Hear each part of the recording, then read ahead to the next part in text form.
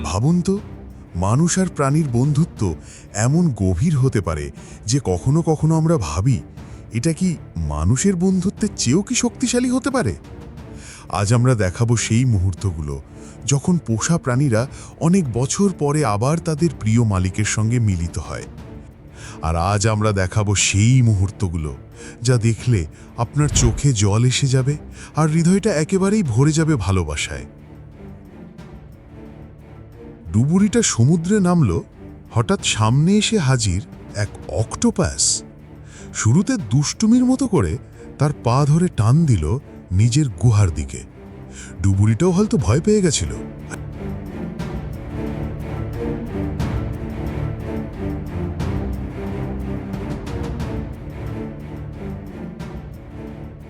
আজ বহু বছর পর আবার যখন সেই চিম্পাঞ্জি তাদের সঙ্গে দেখা করে, তার আনন্দ লুকানো যায় না। লাফিয়ে চিৎকার করে জড়িয়ে ধরে, যেন বলছে, তোমরা না থাকলে আমি আজ বেঁচে থাকতাম না।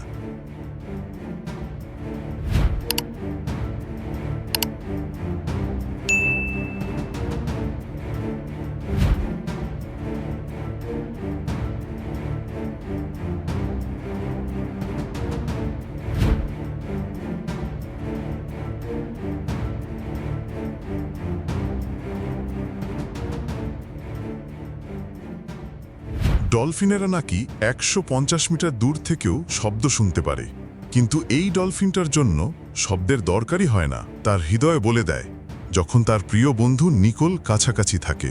৪ বছর আগে ডাইভিং করার সময় নিকোলের সঙ্গে প্রথম দেখা হয়েছিল তার। সেই থেকে গড়ে উঠেছে আজীবনের এক বন্ধন।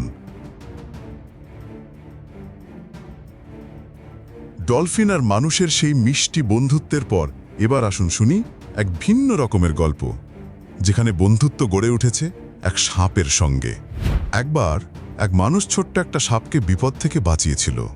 ভাবেন তো, সাপ তো সাধারণত মানুষ দেখলেই ফসফস করে, কিন্তু অবিশ্বাস্য হলো সত্যি, সেই মুহূর্ত থেকে গড়ে উঠল এক অদ্ভুত বন্ধুত্ব।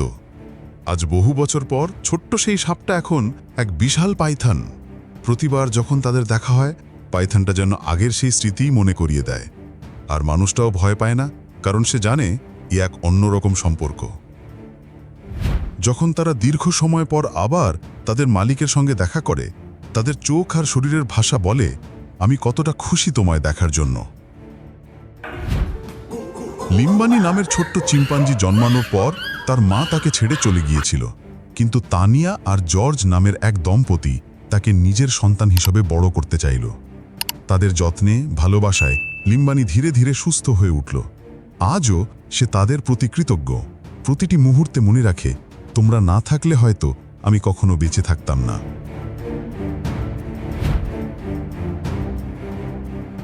ফ্লোরিডার এই মানুষটা যখন তার কুমির বন্ধুর কাছে যায়, কুমিরটা যেন মুরগির মতো পাখা নাড়ার বদলে গুড়গুড় করে আনন্দ প্রকাশ করে।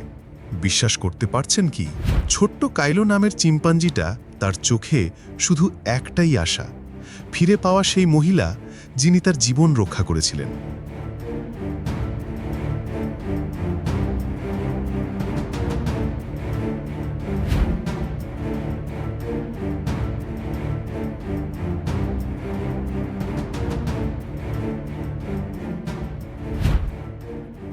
প্রতিটি দৃষ্টি আর প্রতিটি দেহের ভঙ্গি বলে, তুমি ফিরে এসেছো, আমরা এত খুশি।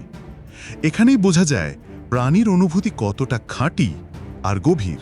শুধু ১ সপ্তাহ বয়সী শাবক হিপ্পো যখন বিপদে পড়ে, ভেটেরিনার তাকে রক্ষা করে। বছর ঘুরে গেলেও শাবক হিপ্পো তাকে চিনতে পায়। মিলনের মুহূর্তে শাবকটি দৌড়ে এসে ভেটেরিনারের পাশে এসে দাঁড়ায়। এই ছোট্ট হাতিটা আজ অবিশ্বাস্যভাবে খুশি। তার সেরা বন্ধুদের সাথে খেলার দিন। বন্ধুরা এসে ঘিরে ধরেছে, লাফাচ্ছে, ঠাট্টা করছে। হাতিটা আনন্দে কেঁপে ওঠে। ছোট্ট পাখিটা কাঁপছিল, কিন্তু একই সঙ্গে স্বস্তি পেয়েছিল, কারণ তার মালিক তাকে আবার নিজের হাতে তুলে নিল। মালিকের প্রেম আর যত্নে মিয়া শান্ত হয়ে গেল। উদ্বেগের দিনগুলো কেটে গেছে, আর ফিরে এসেছে সেই আনন্দের সময়। মালিক ও পাখির সম্পর্ক একেবারেই হ্যারি পটার আর হেডউইগের মতো, অবিচ্ছিন্ন, মধুর আর পূর্ণ ভালোবাসায় ভরা।